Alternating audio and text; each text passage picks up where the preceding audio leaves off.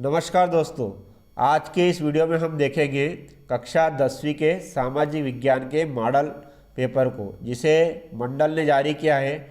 तो इस में कौन कौन से ऐसे प्रश्न हैं जो महत्वपूर्ण हैं और आ सकते हैं, तो उनके प्रश्न को हम समझेंगे और इसके कुछ उत्तरों के बारे में भी हम समझेंगे। सब तो ज़्यादा समय ना गवाते हम इस वीडियो को स्टार्ट करते हैं। तो पहला प्रश्न है सही विकल्प वाला। पहला प्रश्न इसमें आता है कि लौह अयस्क किस प्रकार का संसाधन है। इसमें 4 ऑप्शन दे रखे हैं: नवीकरणीय योग्य, प्रवाह, जैव और अनवीकरणीय योग्य। तो इसमें जो राइट आंसर है वो आएगा अनवीकरणीय योग्य। इसके पश्चात अगला क्वेश्चन है पंजाब में भूमि निम्नीकरण में निम्नलिखित में से मुख्य कारण क्या है। तो पंजाब में जो भूमि निम्नीकरण है उसके लिए जो मुख्य कारण है वो है अधिक सिंचाई। तो इसका जो राइट आंसर है वो आएगा अधिक सिंचाई। इसके पश्चात अगला प्रश्न है कि इसमें से कौन सी रबी फसल है। तो हम जानते हैं कि इसमें से जो 3 फसल है वो खरीफ है और 1 फसल जो है वो रबी की है। तो कौन सी जो है रबी की फसल है, तो वो जो है चना जो है रबी की फसल आए। तो इसमें राइट आंसर जो है वो चना आएगा। इसके बाद हम अगले प्रश्न की ओर देखेंगे। इसमें है निम्नलिखित में से कौन सा उद्योग चूना पत्थर को कच्चे माल के रूप में प्रयुक्त करता है। तो इसमें जो पहला है आंसर एल्यूमिनियम, जो कि गलत है, प्लास्टिक भी गलत है और मोटर गाड़ी भी गलत है। तो इसका जो राइट आंसर है वो है सीमेंट। तो इसमें हम सीमेंट पर जो है राइट का निशान लगाएंगे। इसके बाद अगला आता है कि हमारे देश में कौन सा महत्वपूर्ण परिवहन का साधन है। तो चूँकि रेल भी परिवहन का मुख्य साधन है, लेकिन सबसे ज़्यादा जो है हमारे देश में सड़क परिवहन का जो है इसमें उपयोग किया जाता है, इसलिए सड़क परिवहन पर हम राइट का निशान लगाएंगे।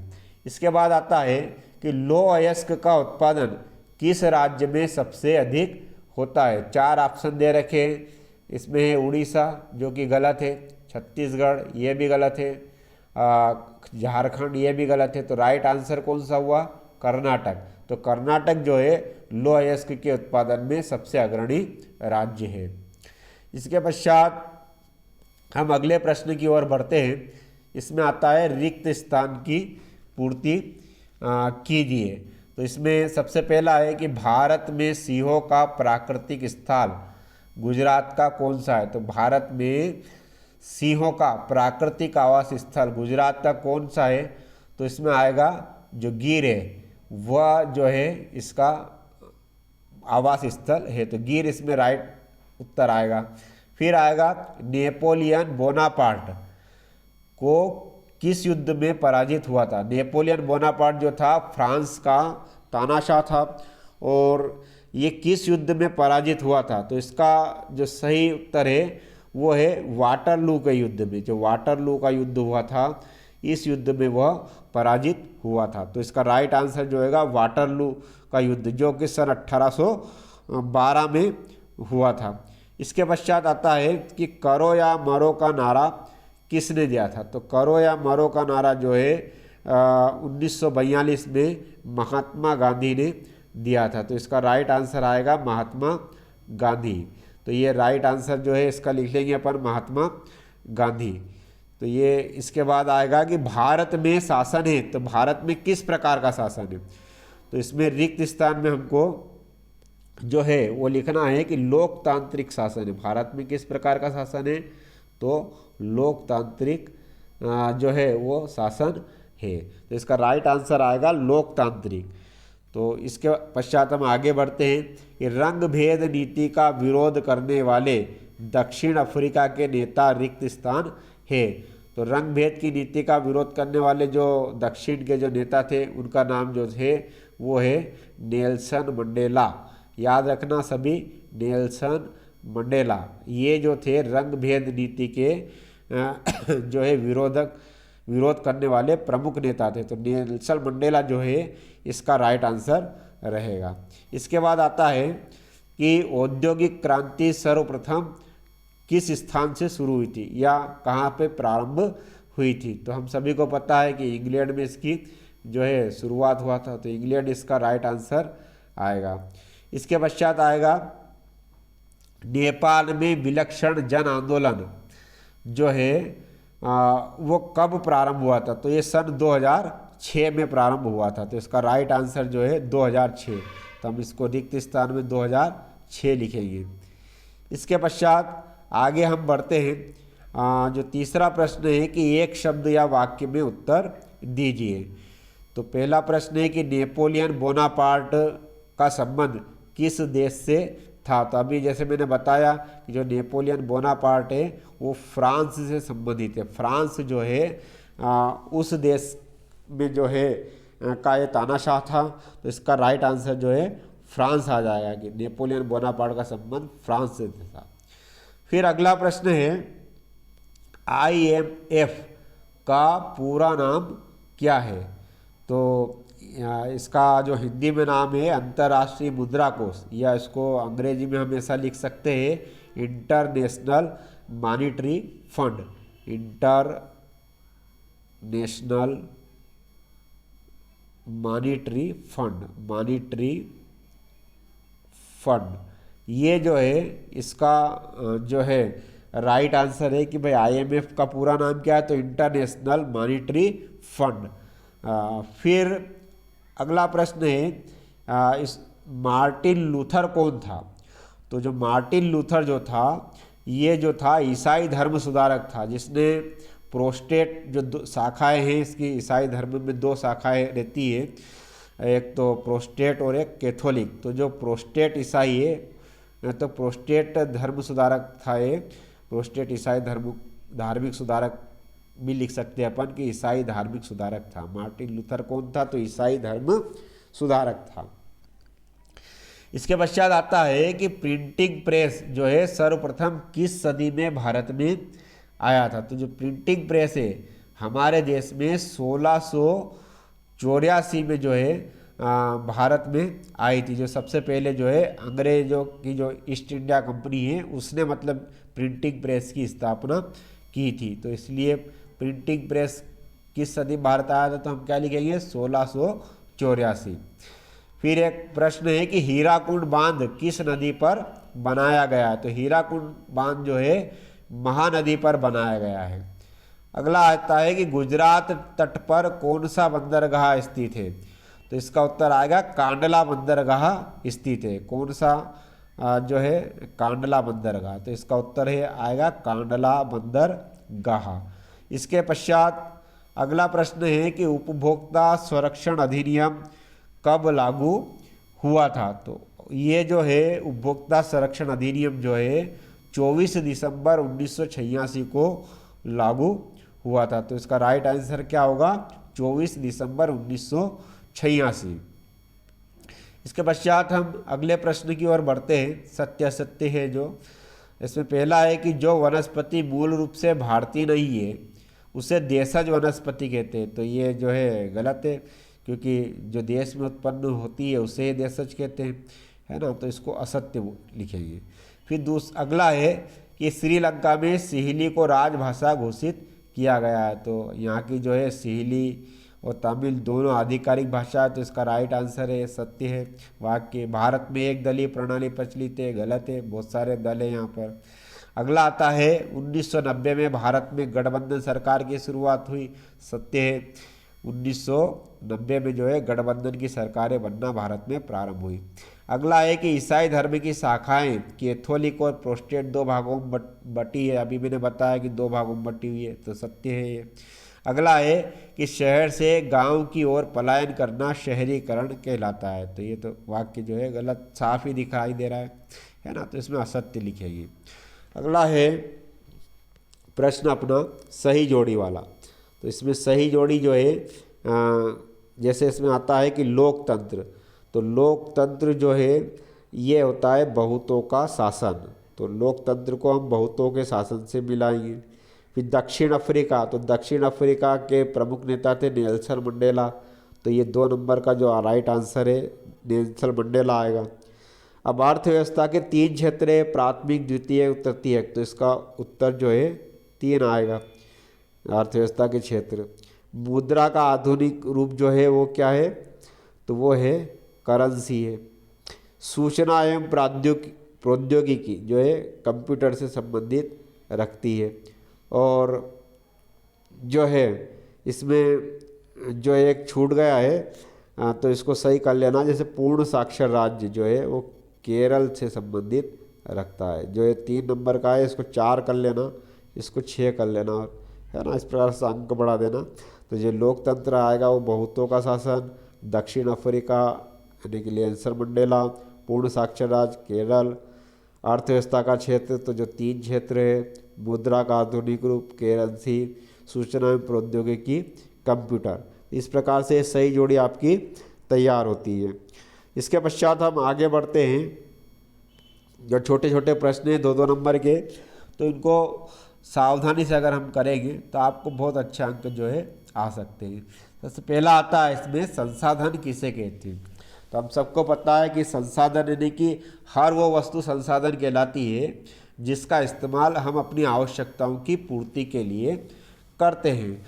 तो इसका उत्तर हम क्या लिखेंगे कि हमारे पर्यावरण में उपलब्ध हर वह वस्तु संसाधन कहलाती है जिसका इस्तेमाल हम अपनी आवश्यकताओं की पूर्ति के लिए करते हैं। स्वयं मानव भी एक संसाधन है, क्योंकि मनुष्य भी मनुष्य के काम आता है, इसलिए मनुष्य भी एक संसाधन है। इसके बाद अगला जो बहुत सरल सा प्रश्न है कि भारत में पाई जाने वाली 2 मिट्टी, तो कोई भी 2 मिट्टी का नाम लिख देना, लेटेराइट, लाल, पीली मिट्टी। बहुत सारी मिट्टियाँ हमारे देश में पाई जाती है, तो किसी भी 2 मिट्टियों के नाम आप लिख सकते हैं। अब अगला प्रश्न आता है आपका, आरक्षित वन किसे कहते हैं। तो शोभाई के आरक्षित से अर्थ क्या है कि सुरक्षित वन। और इसका हम उत्तर क्या लिखेंगे कि भारत में आरक्षित वन से आशय उन वनों से है जिसको कुछ सीमा तक संरक्षित करने का लक्ष्य निर्धारित किया गया है। इस शब्द का सबसे पहले जो प्रयोग जो है 1927 में जो है किया गया था। और हमारे देश का जो है पहला आरक्षित वन कौन सा है, सतपुड़ा राष्ट्रीय वन उद्यान। सतपुड़ा राष्ट्रीय वन उद्यान, ये जो है हमारे भारत का सबसे पहला आरक्षित वन है। इसके पश्चात आता है अगला है जैव विविधता क्या है। तो जो जीव भिन्नता है उसी को हम जैव विविधता कहते हैं। तो इसका हम उत्तर क्या लिख सकते हैं कि जैव विविधता या जीव भिन्नता पृथ्वी पर पाए जाने वाले विविध प्रकार की उन जैवीय प्रजातियों को कहते हैं जो अपने अपने प्राकृतिक आवास क्षेत्रों में पाई जाती है। इसमें पेड़ पौधे भी आएंगे, पशु पक्षी भी आएंगे, ये सब सम्मिलित है। तो जैव विविधता से अर्थ है विभिन्न जीव जंतुओं का पृथ्वी पर पाया जाना और उनका जीवन जीने का तरीका। ठीक है। इसके बाद ये सरल सा प्रश्न है कि भाई जूट को सुनहरा रेशा क्यों कहा जाता है। तो जूट का जो रंग है वो सोने जैसा है, इसलिए इसको जूट को जो है सुनहरा रेशा कहा जाता है। तो इसका उत्तर हम लिख सकते हैं कि जूट को सुनहरा रेशा इसलिए कहा जाता है क्योंकि इसका रंग जो है सोने जैसा होता है, तथा जूट का उपयोग जो है कई वस्तुओं को बनाने में किया जाता है। जैसे जो है रस्सी बनाई जाती है, जो है जूट के थैले बनाए जाते हैं। जैसे अपन देखते हैं शक्कर के थैले जो है वो काय के होते हैं, जूट के ही होते हैं। तो इस प्रकार से अपन देखते हैं कि जूट जो है पश्चिम बंगाल में जो है इसको बहुत अधिक मात्रा में पैदा होता है ये, और चूँकि बहुत अधिक कमाई वाला है ये इसकी खेती, इसलिए इसको जूट को जो है सुनहरा रेशा कहा जाता है। खरीफ फसल के नाम बताइए। हम सब किसानी परिवारों से बहुत सारे संबंध रखते हैं। हम सबको पता ही होगा कि जैसे धान है, मक्का है, ज्वार, बाजरा, सोयाबीन, मूंगफली, ये सब क्या है खरीफ की फसलें। तो कोई सी भी 5 फसलों के नाम आप लिख सकते हैं। अगला प्रश्न आता है कि जाबर कौन थे। तो ये प्रश्न जो है जाबर से अर्थ क्या आता है, ठेकेदार से। यानी प्राचीन समय में क्या है, जाबर कोई पुराना और विश्वस्त कर्मचारी होता था। वह क्या करता था, अपने गांव से लोगों को लाता था और उन्हें काम या भरोसा उन्हें काम देने का भरोसा देता था वो, और शहरों में जो है उन ग्रामीणों को रहने की व्यवस्था करता, मुसीबतों में जो है मदद करता। तो बाद में क्या है, ये जाबर लोग की स्थिति मजबूत हो गई। ये क्या है, काम के बदले पैसे तोहफे मांगने लगे। तो जाबर से अर्थ समझ ही जाते हैं कि ठेकेदार, जो मतलब कि काम के लिए लोगों को एकत्रित करता था वो गाँव से, है ना। तो इसके बाद अगला प्रश्न आता है, औद्योगिक क्रांति से क्या आशय है। तो समझ में आता ही है कि उद्योगों में जो है नई उत्पादन की तकनीक और जो इसके संगठन में परिवर्तन के कारण जो है उद्योगों में जो बढ़ावा है उसी को हम औद्योगिक क्रांति कहते हैं। तो 18वीं शताब्दी के उत्तरार्ध में क्या हुआ था, उत्पादन की तकनीक और संगठन में आश्चर्यजनक परिवर्तन कर दिए गए, और बड़े पैमाने पर उद्योग जो है वो उनका सूत्रपात हुआ। और इसकी शुरुआत कहाँ से हुई थी, इंग्लैंड से। तो औद्योगिक क्रांति जो है इंग्लैंड से प्रारंभ हुई थी, और इसका आशय जो है उत्पादन की तकनीक और उसमें परिवर्तन से है, उद्योगों के बढ़ने से है। अगला प्रश्न आता है, गुटेनबर्ग कौन था। तो भाई गुटेनबर्ग कौन था, तो भाई ये मुद्रण विद्या के महान आविष्कारक थे। वो जर्मनी के रहने वाले थे, मतलब इनके कारण ही जो है प्रिंटिंग प्रेस जो है वो प्रारंभ हुआ। क्योंकि जो है सबसे पहले मुद्रण का कार्य जो है इसका आविष्कार किसने किया था, गुटेनबर्ग। और कहाँ के रहने वाले थे, जर्मनी के रहने वाले थे। तो हमको उत्तर में क्या लिखना है कि गुटेनबर्ग जो थे मुद्रण विद्या के महान आविष्कारक थे, वो जर्मनी के रहने वाले थे, और उन्होंने 1439 में जो है प्रिंटिंग प्रेस की रचना की। ठीक है, इसके बाद हम जो है आगे बढ़ते हैं।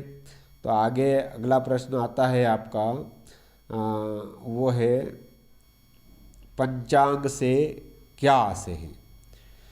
तो भाई पंचांग जो है पॉपुलर शब्द है। तो जो सभी विषय या वस्तु के जो प्रमुख 5 अंग है वही पंचांग कहलाते हैं। तो जैसे भारतीय 5 जो ज्योतिष शास्त्र है उसमें जो 5 अंग कौन कौन से है, ये अंग है तिथि, वार, नक्षत्र, योग, करण, है ना।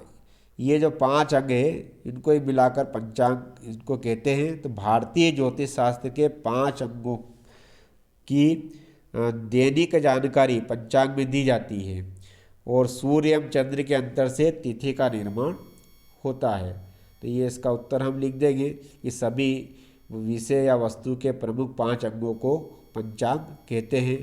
पंचांग में ये 5 अंग जो है अंग, तिथि, वार, नक्षत्र, योग व करण है, और भारतीय ज्योतिष शास्त्र में दैनिक जानकारी जो है पंचांग के माध्यम से दी जाती है। इसके बाद आता है अश्वेत आंदोलन क्या था।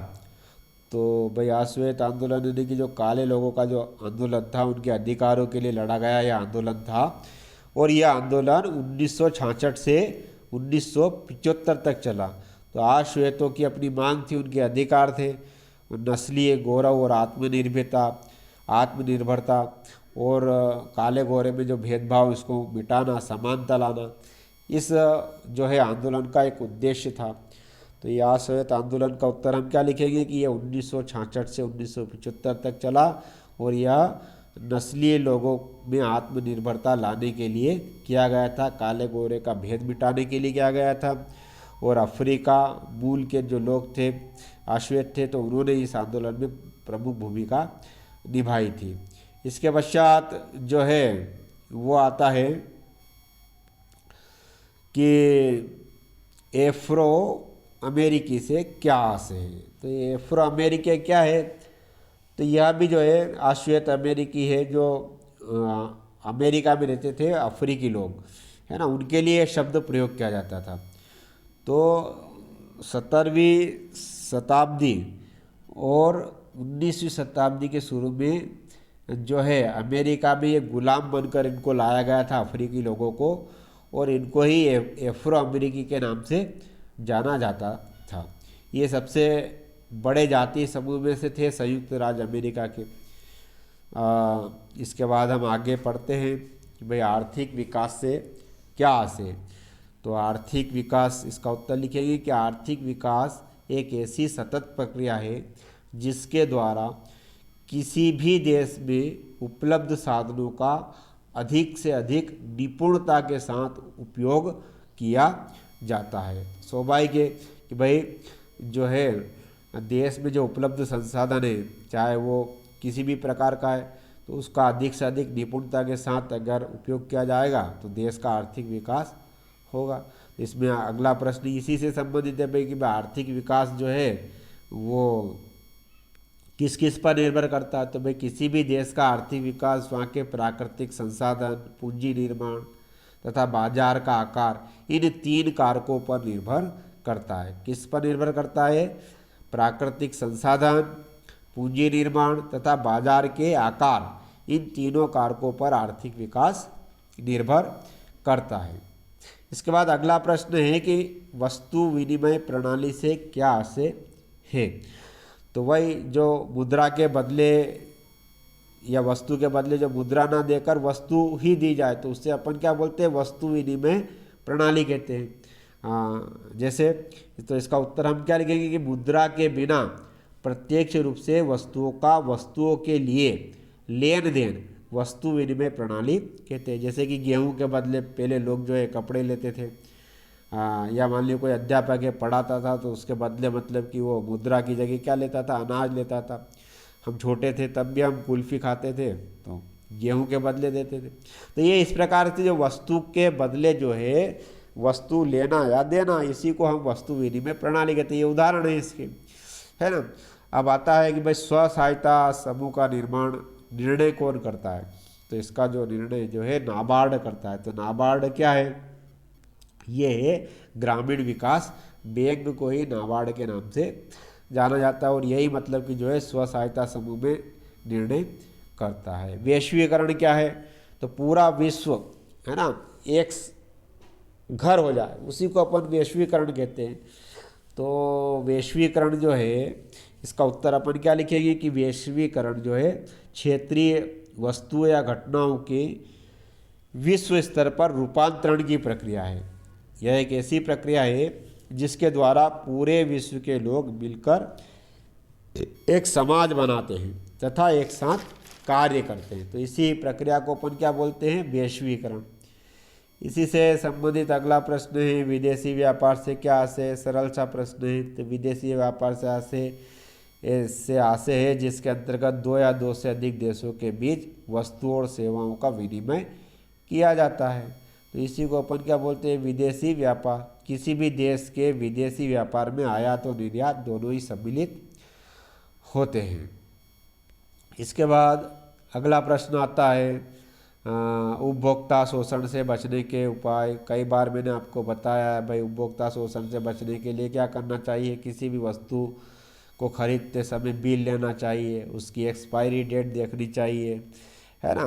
तीसरा क्या आ जाएगा कि भाई जो है आकर्षक विज्ञापन के बहकावे में ना आए उपभोक्ता। फिर क्या है कि उपभोक्ता शिक्षित होगा तो ठगा नहीं जाएगा, उसको उपभोक्ता कानूनों की जानकारी होगी तो उपभोक्ता शोषण से वो बचा रहेगा। तो कोई से भी 2 उपाय हमको लिख देना है। साधारण सा प्रश्न है और साधारण सा इसका उत्तर है। अगला है सूचना के अधिकार से क्या आशय? तो जिसे हम आजकल क्या बोलते हैं? Right to information. इसको अंग्रेजी में राइट टू इन्फॉर्मेशन के नाम से जाना जाता है। तो ये एक ऐसी प्रक्रिया है जिसमें सरकार के कार्यों को पारदर्शिता इसमें रखने के लिए जो है इस कानून को लाया गया था। तो इस का उद्देश्य क्या है कि भ्रष्टाचार को नियंत्रित करना, और यह कानून क्या करता है? नागरिकों को सरकार की गतिविधियों के बारे में जानकारी देने के लिए एक बड़ा कदम है ये। इसमें मतलब कि कोई भी नागरिक जो है राइट टू इन्फॉर्मेशन के माध्यम से सरकार की योजनाओं की जानकारी आसानी से प्राप्त कर सकता है, या क्या चल रहा है उसके बारे में वो पता कर सकता है। अगला प्रश्न आता है लोह अलोह धातु में क्या अंतर है?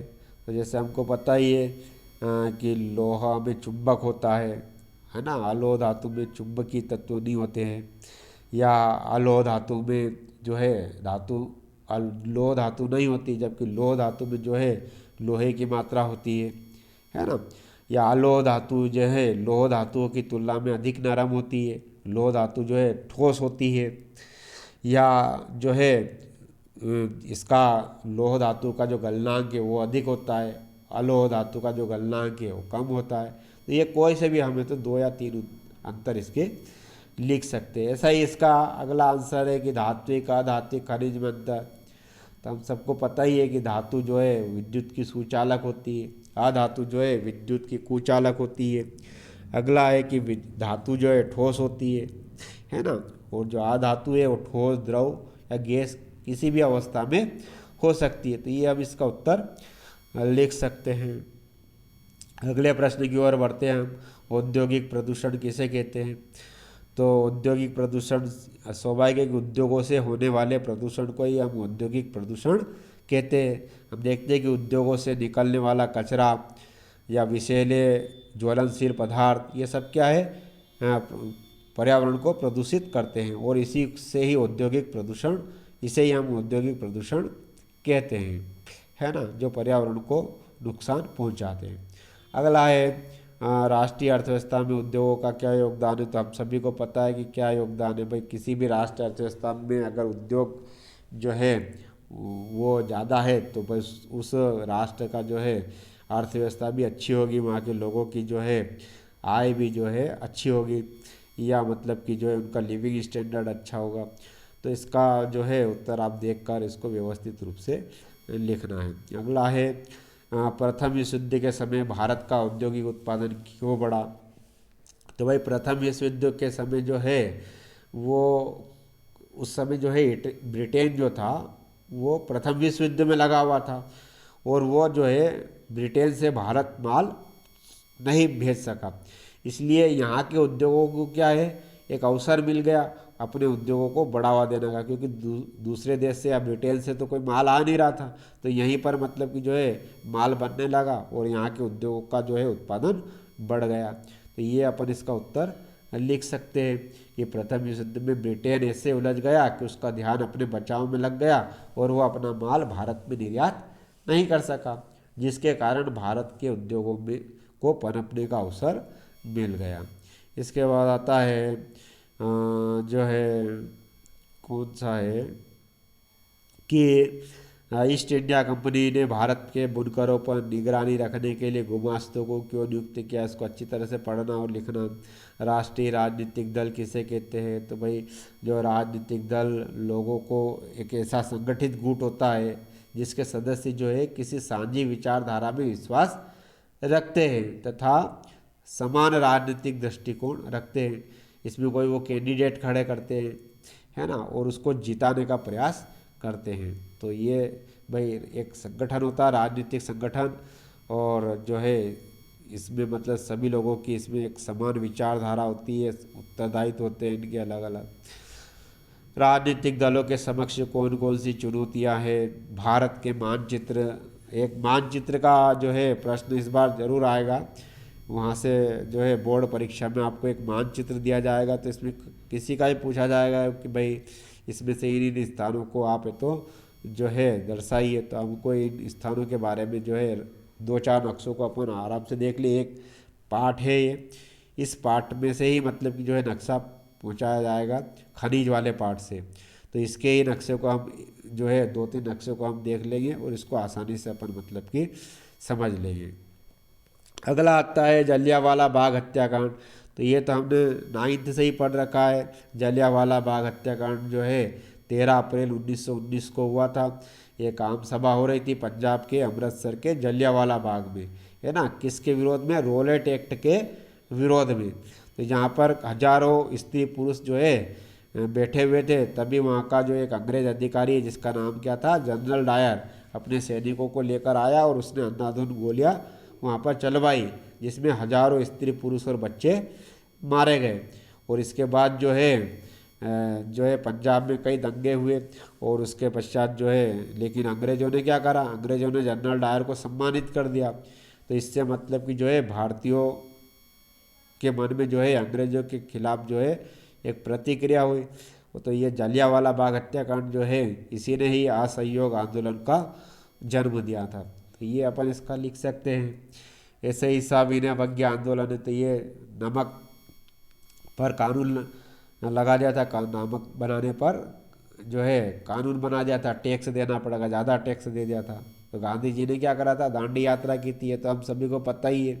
तो इसका भी मैंने आपको लिखवा ही दिया है कि किस प्रकार से जो है दांडी यात्रा के बाद से जो है इस आंदोलन का विस्तार हुआ, इसको अच्छी प्रकार से पढ़ेंगे और इसका उत्तर लिखेंगे।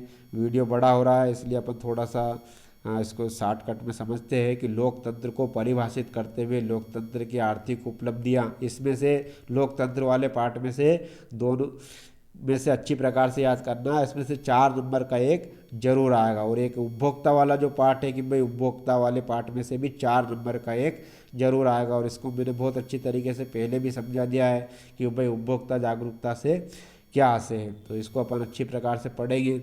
भाई क्यों आवश्यकता पड़ी, तो ये तो हम सब जानते हैं कि भाई हम जो है उपभोक्ता जो है शोषित ना हो, इसलिए मतलब कि जो है उपभोक्ता जागरूकता कानून बनाया गया। अगर उपभोक्ता जागरूक होगा तो किसी प्रकार से ठगी का शिकार नहीं होगा। तो ये जो है मॉडल प्रश्न पत्र के जो है कुछ महत्वपूर्ण प्रश्न उत्तर है, इनको आपने अच्छी प्रकार से देखा और समझा होगा। वीडियो आपको पसंद आए तो इसको लाइक एवं सब्सक्राइब करना न भूलें। धन्यवाद।